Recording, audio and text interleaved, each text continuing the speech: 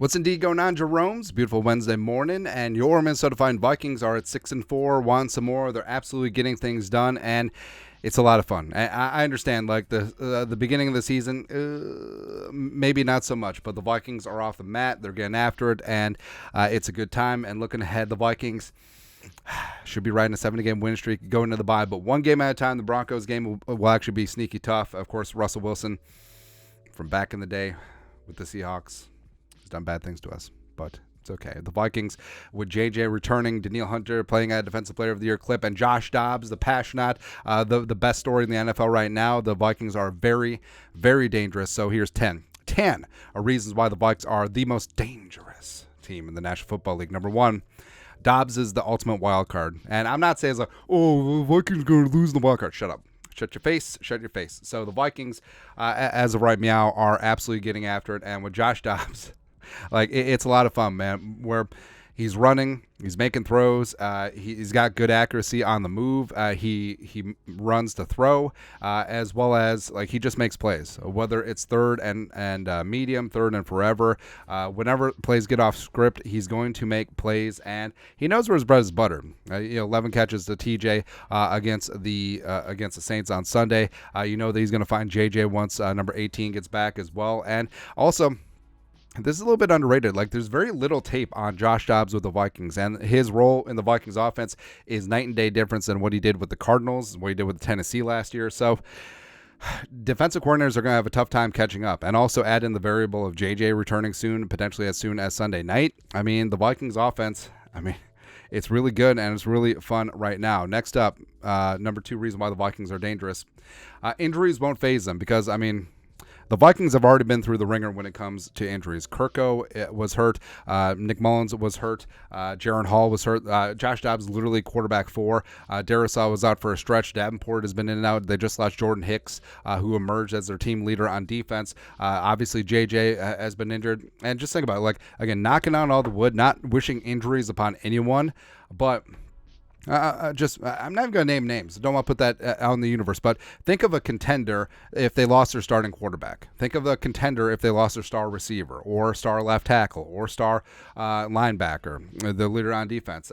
It would be tough. And the Vikings, they've gone through so much that it is clearly just next man up mentality that, even if more injuries happen, knocking on all the wood, hopefully it doesn't, it's not going to be an issue. They're just all right, next guy's going to step up and play their balls off. It's going to be great. Next up, reason number 3 why the Vikings are dangerous. JJ is about to return, so you're adding gasoline to a fire that's already roaring, baby. Best wide receiver in the National Football League, added to a team that's gone 5-0 in his absence, 2-0 without Kirk Cousins, who's playing at MVP level, won 6 of the last 7. Should have beat the Chiefs, should have beat the Eagles, yada, yada, yada, yada, yada, all that stuff. But, adding JJ to this offense, which is already good. And also number 4, the Vikings have 3 aces. So Justin Jefferson, the best wide receiver in the game. Jordan Addison, a wide receiver 1 in his own right. All he does is catch touchdowns. The best rookie wide receiver. Puka's fine too. But also TJ Hawkinson. Hawkinson with his Warrior legacy game against the Saints. Well, good first half. But he's out there with dinged up ribs, and he's still making plays and just being an absolute target machine.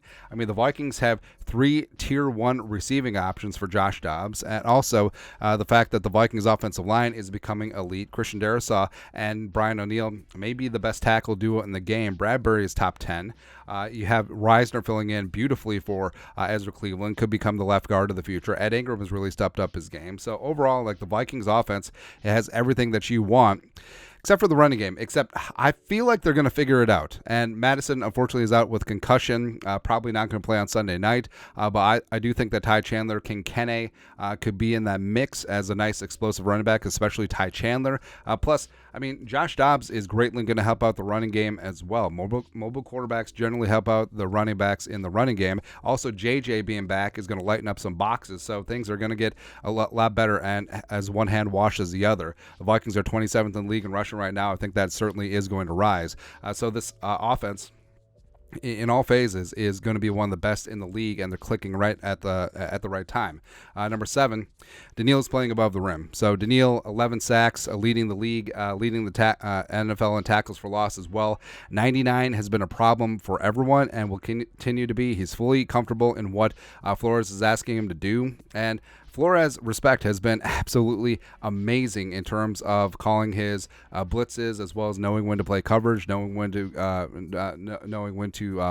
press off, and the fact that this defense, I mean, stat-wise, it's not gonna be popping for you, but over the Vikings' winning streak, they've done a fantastic job of not allowing the other team to put points on the board, not allowing explosive plays. They're still top 3 in the league in not allowing plays of 15-plus yards, and they'll get turnovers. Like, they'll get after the quarterback's ass, and they'll grab a meatball or two, and the Vikings, knocking on all the wood, have stopped fumbling and stopped dropping passes, and the Vikings are winning the turnover battles. And number 8, they can get to the passer. So it's been a one-man show with Daniil. The Vikings do need to become more efficient at getting at the quarterback, but it is a passer and get the passer league, and the Vikings have both right now. And also, DJ Wanham is stepping up in a contract year, playing some great ball. Anthony Barr in that mix could really help. Ivan Pace Jr. being used more as a pass rusher. Metellus, Harrison Beasley. Let's get after it. Let's get after it, man. Next up, number 9, favorable schedule. So, yes, every single game is tough in the National Football League, but the Vikings should win in Denver on Sunday night. They should obviously beat the Bears, and then you got that bye week. Everyone get healthy. You're in Vegas against the Raiders. Should take care of business there, and then you're at the Bengals. Tough-ass showdown. But then the rest of the way, 3 division games, 2 at home, all 3 indoors, 2 against the Lions. I think that the Vikings certainly do control their own destiny to a large degree. And just looking around the rest of the NFC, I mean, who are you scared of? Like, who are you scared of? Like, the Eagles, the Vikings can hang and bang with. The Lions, obviously the Vikings can roll with. The Vikings beat the Niners. They beat the Saints. They're not scared of the Seahawks or the Cowboys. They should have beat the Bucks. They beat the Falcons. And the commies are the commies. Who really gives a hoot? And also, the Vikings, like we said, control their own destiny. Win out, and even if the Lions win every single game except for the 2 against the Vikings, 13-4, Vikings got the tiebreaker. Woo! Back-to-back 13-4 seasons, no big deal. Kick that dirt off your shoulder. But the Vikings certainly are dangerous. And lastly, number 10, eventually, they got nothing to lose. And it kind of shows where when they were 0-3 and 1-4, it felt like the team, well, not the team. The team believed. The coaching staff believed. The players believed. But fans in the media basically wrote off this team as dead. DOA, wrote their obituary, peed on the grave, all that stuff. But the Vikings, like the Undertaker, rising from the ashes, baby. And 5 wins in a row, 6 out of the last 7. And they are firmly playing with house money. And you see that. Where you saw in the Falcons game, you saw it in the Saints game, you saw in the Niners game too. Like, those other teams were playing tight. Like, they had the pressure on them. Where this team is like, whatever. We already got canceled. We already lost. Whatever. So they're playing fun, fast, free football, and they're having a lot of fun doing it. And they've gone through the injuries. They've gone through the gauntlet. They've gone through scheme changes. They've gone through whatever, and they're finding a way to win and just get it done. And that makes this team very dangerous. Teams have nothing to lose are absolute wild cards. And I love Josh Dobbs in this offense. I love the way that Kevin O'Connell's being creative. I love that JJ's coming back. I love Flores in this defense. There's a lot to like about this team. And also, teams. So Greg Joseph, stop screwing up. Ryan Wright, get your mind right, or I'll get it right for you. And also, how about we bust a return? King Kenny Powell one time. It's gonna be good, man. But again, one game at a time. It's a long season, but baby. We say this every year, but this one feels different. Again, we say it every year, but this feels different. But your thoughts are thoughts. Tan, reasons why the Vikings are the most dangerous team in the National Football League. Let us know your thoughts and our thoughts in the comment section below. Subscribe for daily Vikings takes. Want to support the work? Put a little something in the Venmo. But till next time, Skol, production value.